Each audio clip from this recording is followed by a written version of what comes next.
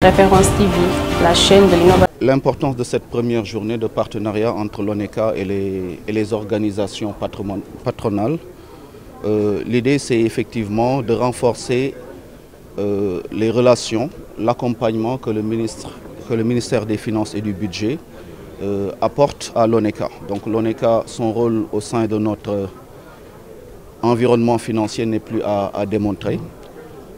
Il s'agit de participer autant que faire se peut à renforcer la qualité de l'information financière. Et donc le ministère des Finances et du Budget est chargé en particulier de veiller à cela. Donc M. Moustapha Ba, ministre des Finances et du Budget, m'a chargé aujourd'hui de transmettre en tant que commissaire du gouvernement ses propos d'amitié vis-à-vis de l'ONECA, de son président particulièrement, et de rappeler encore une fois son niveau de satisfaction très élevé dès lors qu'on a pu assister ces dernières années à une évolution majeure dans le cadre du rôle qui est attendu de l'ONECA dans la mise en œuvre des politiques publiques tout court.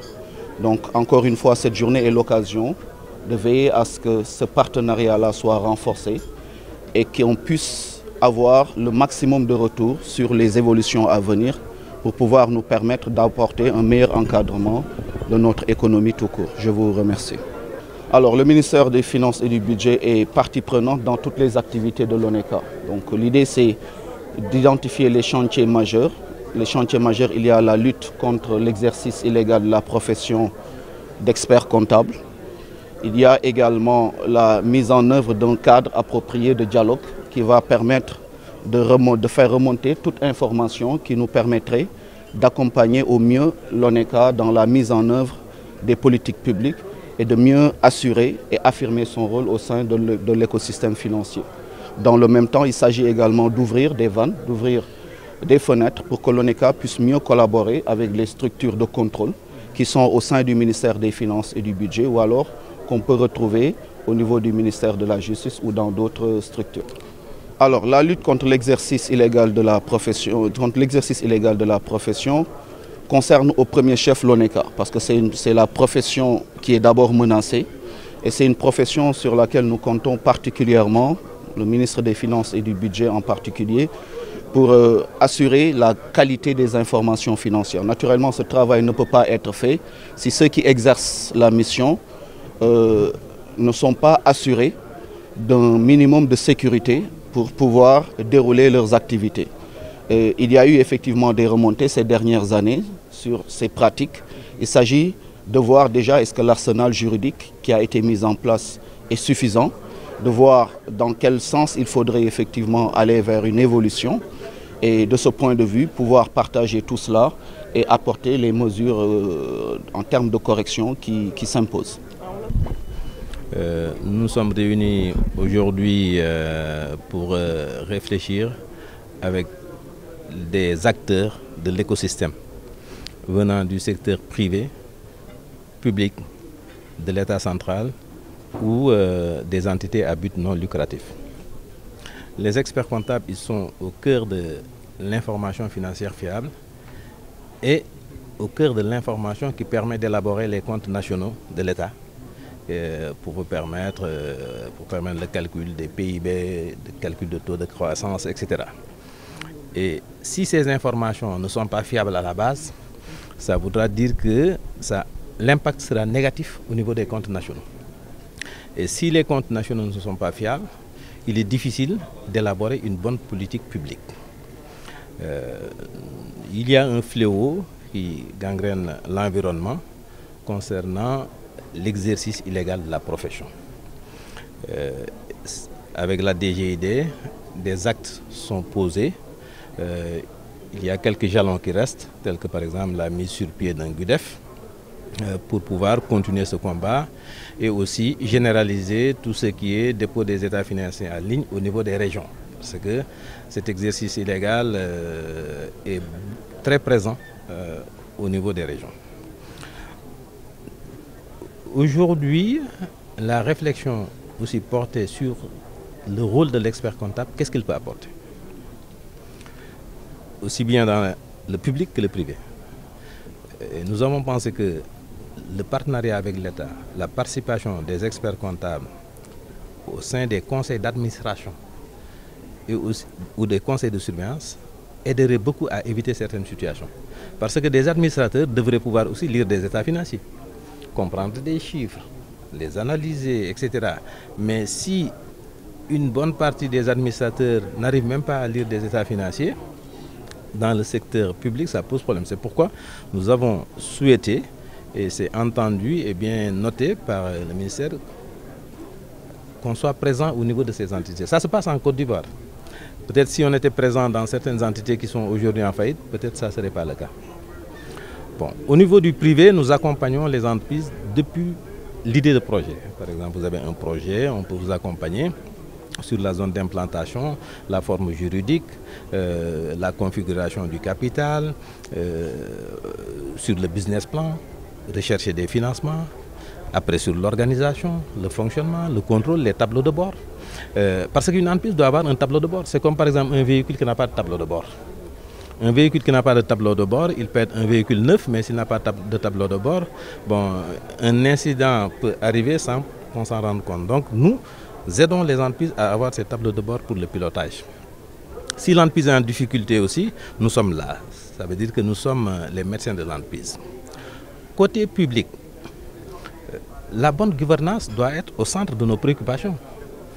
La bonne gouvernance, c'est quoi? C'est-à-dire que les fonds publics soient bien gérés et que le contrôle soit là. Bon, en Côte d'Ivoire, toutes les collectivités territoriales sont auditées par des experts comptables. Nous sommes dans la même zone UEMOA. Et le Sénégal a porté en bandoulière la bonne gouvernance. Et c'est pourquoi nous sensibilisons aussi les autorités pour que les collectivités territoriales soient auditées par des experts comptables. Parce que ce sont des acteurs indépendants. Ils ne sont d'aucun bord, mais ils pourront donner des opinions qui seraient plus acceptées par les populations qui sont propriétaires des deniers. Si nous prenons la situation des organismes, actuellement nous sommes sur la liste grise du GIABA. Nous sommes sur la liste grise, ça veut dire que le blanchissement d'argent, etc., est présent au Sénégal. Qu'est-ce qu'on voit? Il y a beaucoup d'organisations. Des organisations politiques, des organisations religieuses qui brassent des milliards, des ordres professionnels, etc., des fondations. Maintenant, il y a un nouvel acte uniforme qui va entrer en vigueur à partir du 1er janvier 2024. Et ça concerne les 17 pays membres de l'espace OHADA. On anticipe bien sûr sur la communication, ça veut dire que bientôt, on va aller vers des élections. Mais les comptes devront être audités. Mais si ce sont les experts comptables, heureusement c'est ça, ça ne sera pas une affaire de politique, parce que ça sera les comptes de ceux qui sont au pouvoir ou dans l'opposition, etc. Parce que ça permet aussi de lutter contre le blanchissement d'argent qui peut venir de tous bords. Surtout qu'on parle de pétrole et du gaz, etc. Bon. Et à chaque fois, ça c'est le code de la transparence, à chaque fois qu'il y a un nouveau mandat présidentiel, même si c'est l'ancien qui revient, le code dit que le gouvernement doit présenter un rapport sur la situation des dépenses publiques, sur l'endettement, dans un délai de 3 mois. Ça veut dire que celui qui sera élu en février, prendra fonction avril, donc mai, juin, juillet, son rapport doit être présenté. Et la Cour des comptes à août, septembre, octobre pour auditer ses comptes. Est-ce que la Cour des comptes a assez de bras pour faire ça? C'est pourquoi on s'est dit aussi qu'on veut qu'il y ait un partenariat. Ça s'était passé en 2000, quand il y a eu alternance, les experts comptables, ils ont audité un peu presque partout. Vous voyez, donc ça aussi, on lance l'alerte. C'est-à-dire que bon, en 2024, si les experts comptables sont là pour poser ces problèmes, qu'on ne considère pas que c'est orienté vers X ou Y, et c'est maintenant donc qu'il faut poser le débat. Bon, les dépenses publiques sont contrôlées par la Cour des comptes et l'Assemblée nationale. Il y a des personnes compétentes là-bas. Mais est-ce que ces deux structures ont assez de compétences pour contrôler toutes les dépenses publiques? Nous pensons que c'est non. C'est pourquoi nous souhaitons aussi qu'il y ait un partenariat entre l'ONECA et la Cour des comptes. Le bilan d'ouverture de l'État.